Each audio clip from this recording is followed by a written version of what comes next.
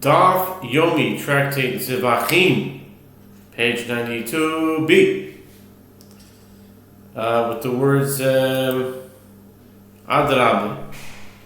Adrabe, Chatas oiv havele ale raboye, sheken chutz kemois, v'chile kemois, hanach nefishi. The Gemara raises an objection. On the contrary, the bird sin offering should have been included and likened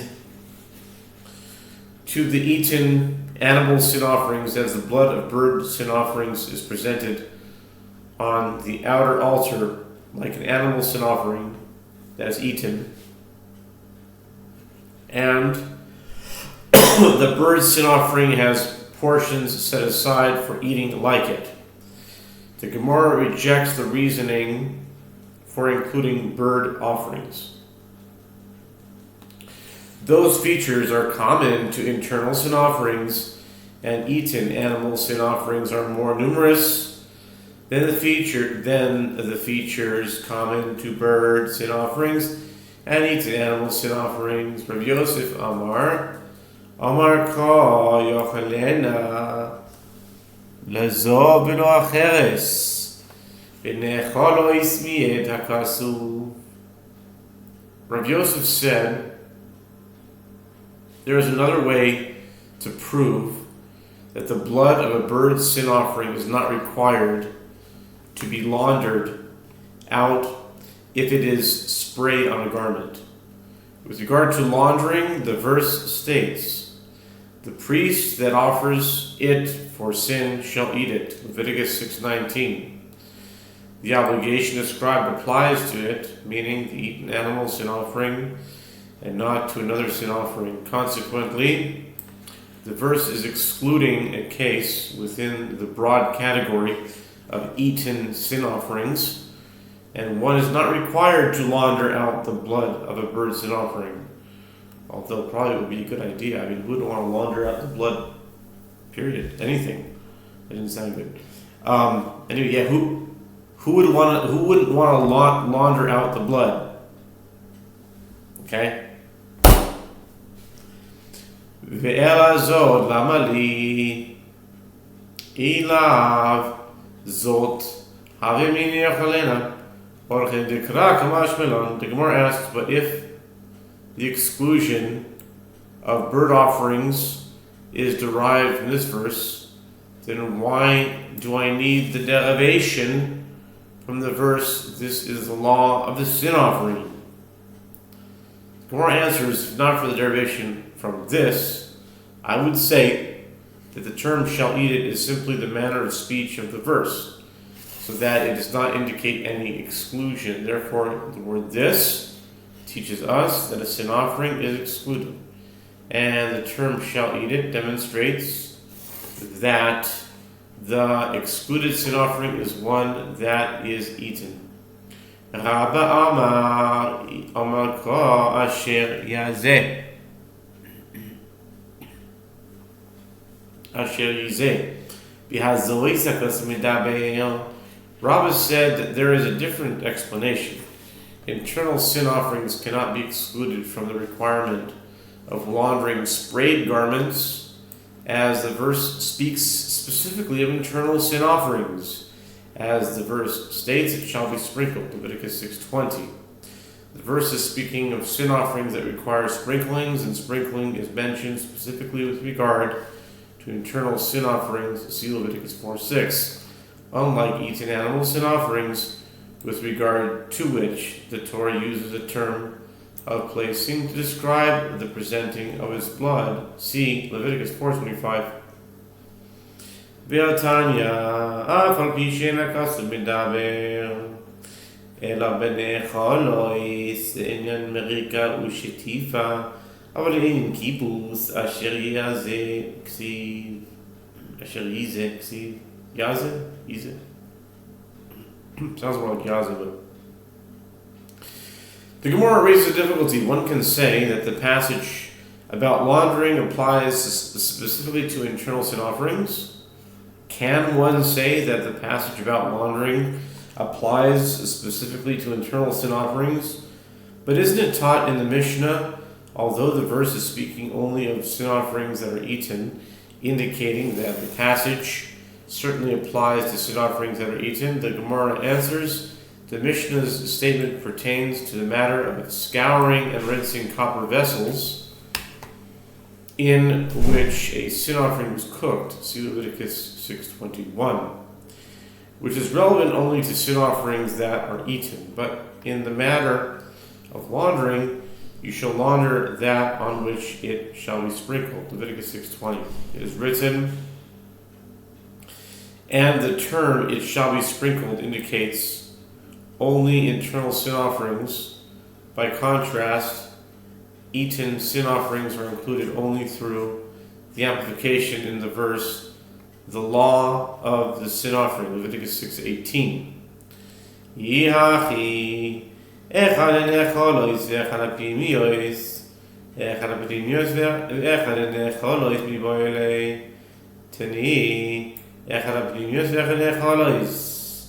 The Gemara asks, if so, that the verses prescribing laundering are primarily discussing internal sin offerings, and eaten sin offerings are included only through a derivation, then with regard to the statement in the Mishnah, both the sin offerings that are eaten and the internal sin offerings, is this statement not misleading?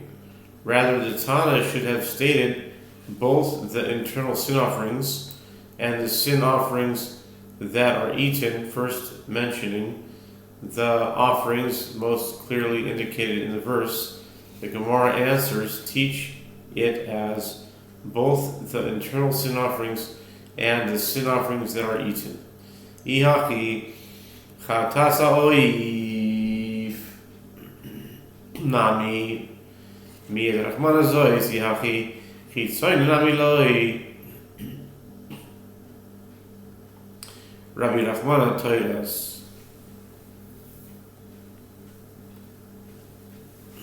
Rabbi Rachmana means amplified, not as a rabbi, but Rabbi means multiplied. If so, that the requirement of laundering applies to those sin offerings with regard to which the Torah uses them, the term sprinkling, the blood of a bird sin offering should require laundering as well, as sprinkling is also mentioned with regard to it. See Leviticus 5:9. The Gemara answers, the Merciful One excludes bird offerings by stating, this is the law of the sin offering.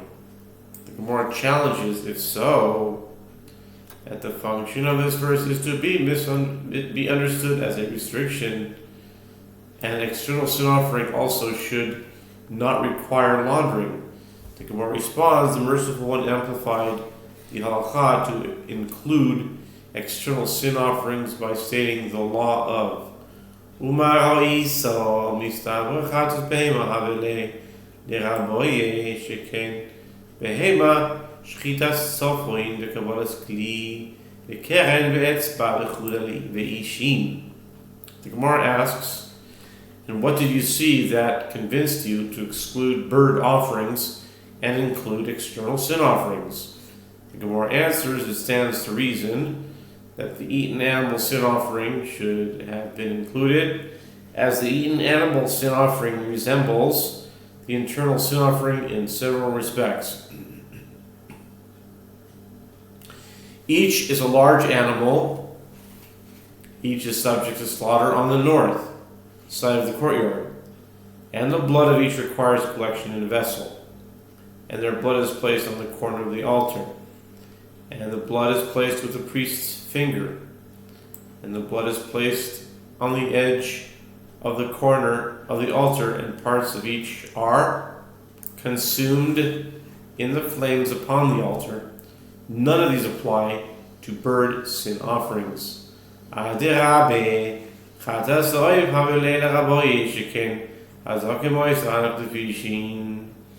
Gemara raises an objection. On the contrary, I don't know what the Gemashi of Adarabah is. We'll find that in a moment.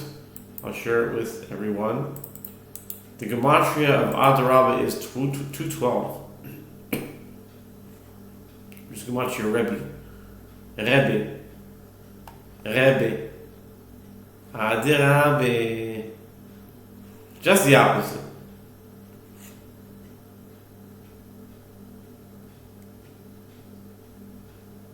Okay. The Gemara raised an objection. On the contrary, the bird's sin offering should have been included in the requirement for laundering, as the offering of the blood of the bird. Sin offering is termed sprinkling, just like it is in the case of the internal sin offering. The Gemara answers those features common to internal sin offerings and eaten animal sin offerings are more numerous than the features common to internal sin offerings and bird sin offerings. The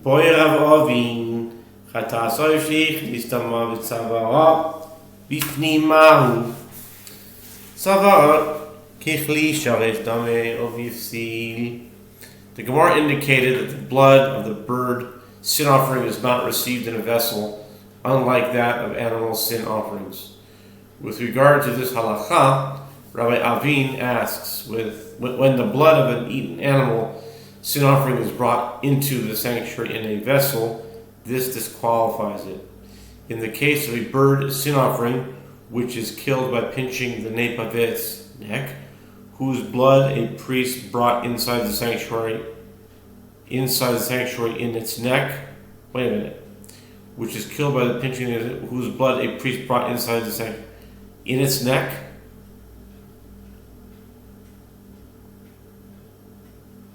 Is its neck comparable to a service vessel? Oh, he brought the blood in its neck. That's crazy. I mean, whatever, just visualizing it. He's using the neck as the vessel to carry the blood. Whose blood a priest brought inside the sanctuary in its neck. What is the halacha? Is its neck comparable to a service vessel, since it is from its neck the blood is presented, and therefore it is disqualified if brought into the sanctuary in this way?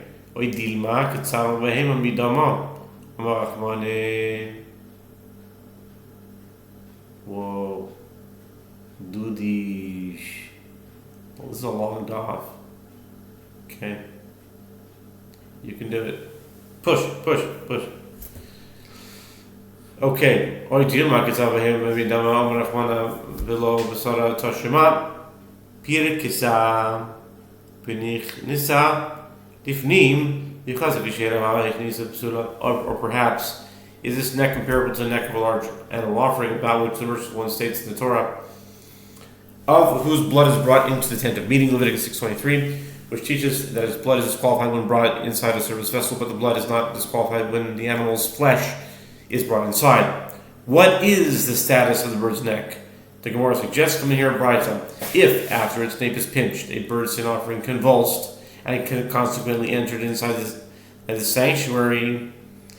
I remember last time, I just will pause because this is a bit much to keep going, but I just want to share that I remember 7.5 years ago when we were in this tractate. This is when I dropped off the bandwagon. I mean, we were talking about types of ways of cutting and pinching the neck and if it's all these technical things about cutting a bird's neck, and it was just like I couldn't take it. It was so off-putting. But now, this time around, that was in the summer of 2018. Cut to 7.5 years later, now we're in the winter of 2025, and I'm on a Daf Yomi regimen. I have to do it. So, rain or shine, no pun intended, it's actually raining today, but rain or shine, this was in the summertime. This was like Tammuz of 2018.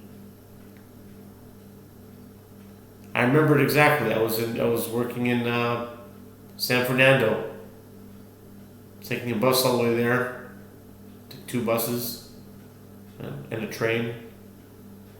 remember I was going there in San Fernando. It was on, I remember the street. It was on, what was the street there? Brand. It was on Brand there in San Fernando. I was listening to I was doing my work in the office, and I was listening to my headphones to Rabbi Yehuda Kessler's Daf Yomi. It was in, the summer of 2018. Zevachim. So well, I remember it. Wow. Here we are, Hanukkah time. It's Hanukkah right now, the winter of 2025, 7.5 years later. And Taka, I'm still a little bit repulsed by it, I must admit. But the Daf doesn't sleep, Daf doesn't stop for anyone. It's about the Daf and the Yomi. Let's continue. The Gemara suggests coming here bright after its nape is pinched, a bird sin offering convulsed. See, do I want to picture a bird convulsing? I mean, do I want to do that? No. The bird convulsed and consequently entered inside the sanctuary, and then it returned to the courtyard. It remains valid, its blood may be sprinkled, and its meat eaten. It can be inferred that the bird offering remains valid if it has entered on its own, but if a priest has brought it in, it is disqualified because of the blood in its neck.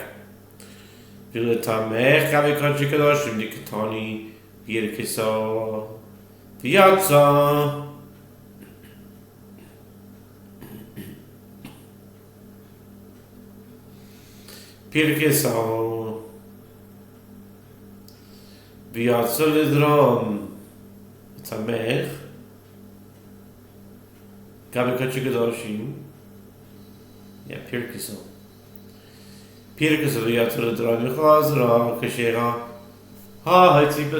The Gemara rejects the proof, but according to your reasoning, one might draw a faculty. No. But according to your reasoning, one might draw a faulty inference from the halacha of a convulsing offering as follows. With regard to an animal offering of the most sacred order, about which it is taught in a braita, if, after being slaughtered appropriately on the north side of the courtyard, the animal convulsed, and consequently it went out to the south side of the courtyard and then returned to the north side, it remains valid, should it be inferred, but if a priest took it out to the south side, it becomes disqualified. Sacrifice is certainly not disqualified by being taken to the south side of the courtyard, and the inference is incorrect.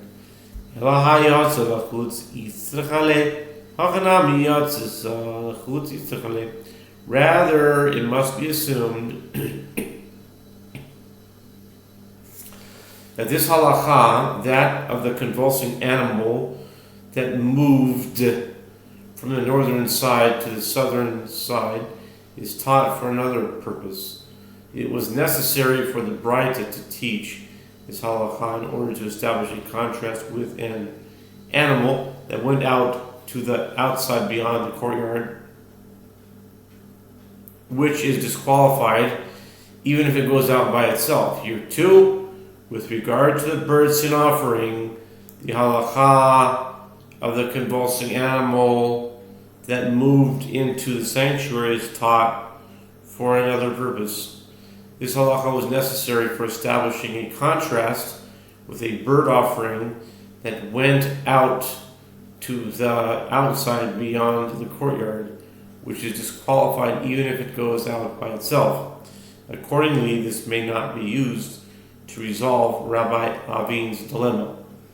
Boy, Rabbi Avin, Nishmach al haritzba v'yasaf amahu. Rabbi Avin asks another question about the blood of a burnt offering, which is sprinkled directly from the body of the bird and not collected in a service vessel. With regard to the blood of a large animal, which spills on the floor before it is received in a service vessel, it becomes disqualified for a presentation. See 25a. But if it spills after it is received in a vessel, it may be collected from the floor and presented. See 32a. If the blood of a bird offering spilled onto the floor, and the priest collected it from the floor in order to sprinkle it, what is the halacha? Tilat Zevachim Rachmana Kli Shoreis. Vihilka Chosve V'choshe Roidilma Bifsat Basal Be. Rachmana Kli Shoreis Vihilka Chosve Basul. Is it simply that the merciful one did not require a service vessel for the collection of the bird's blood, and therefore a priest may collect from it, from the floor, and it remains fit for sprinkling on the altar? Or perhaps the merciful one rendered a service vessel unfit for sprinkling it in any case, and the blood must be sprinkled directly from the bird's body, and therefore if it spills on the floor and the priest collects it, it is unfit for sprinkling.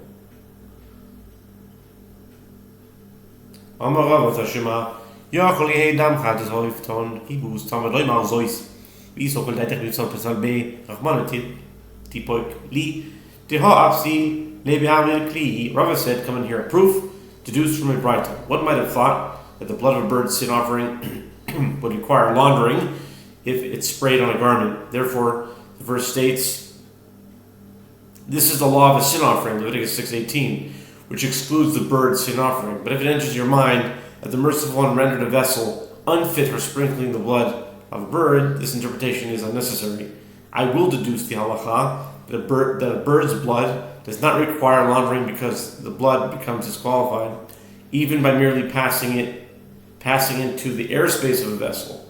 Consequently, the blood is disqualified when coming into the airspace of the garment, which is considered a vessel, and as disqualified blood, it does not subsequently require laundering. Amar Rav Huna b'nei Rav Yehoshua b'mad bik kli b'tzavro. Rav Huna, the son of Rav Yehoshua, said, the Braita provides no decisive proof as even if a bird's blood is disqualified by passing into the airspace of a vessel. The word this must still be interpreted to exclude the blood of a bird sin offering from the requirement of laundering. Interpretation of the verse accounts for cases in which the blood reaches the vessel without first passing into its airspace, as in a case when the priest affixes a vessel to the bird's neck. Consequently, no resolution can be derived for Rav Avin's question. Interesting, there's no resolution here, and it's not teku. Okay. Do they just pick and choose? They just do, how do they determine? Okay, anyway. Baimine Levi Nitaz, mi begel begel ma'u, mi begel kama, inechile, kibus, oidir melo. The Gemara returns to the primary subject of the Mishnah, the requirement of laundering garments from the sprayed blood of a sin offering. Levi asked Rabbi Yehuda Hanasi, if the blood of an offering sprayed from one garment to another garment, what is the halacha? By contact with the first garment, is the blood thereby dismissed with regard to the requirement of laundering, such that a subsequent garment would not require laundering? Why wouldn't you want to launder clothing? I don't get it. Why wouldn't you want to launder clothing? You're not required to launder. Who cares about required or not required? If something's dirty, you clean it. It's so much for much ado about nothing. I mean, I don't know. To me, it seems that way, or perhaps not. Okay, let's continue. Amar le zo sheila tom kibus mimarafshach I awosafo v'chasher kakasher yos v'pasul anak Rabbi Kiva svi'ali yom ha'iselo la shasa koishel v'nitzela dema ta'un kibus. Yehuda Hanasi said to him, this is an excellent question. And the answer is, the garment requires laundering whichever way you look at it. If the halacha is that with regard to blood that's sprayed onto a garment, the priest may collect it, and it is still unfit, and it is still fit for presentation on the altar, then this blood is also fit. Consequently, even the second garment must be laundered. And if you say that with regard to blood that's sprayed onto a garment, if he collects it, it is unfit for presentation, I hold in accordance with the opinion of Rabbi Akiva, who says, if the offering had a period of fitness and then was disqualified, its blood requires laundering. Accordingly, since the blood upon the second garment was initially collected in a service vessel, it too had a period of fitness.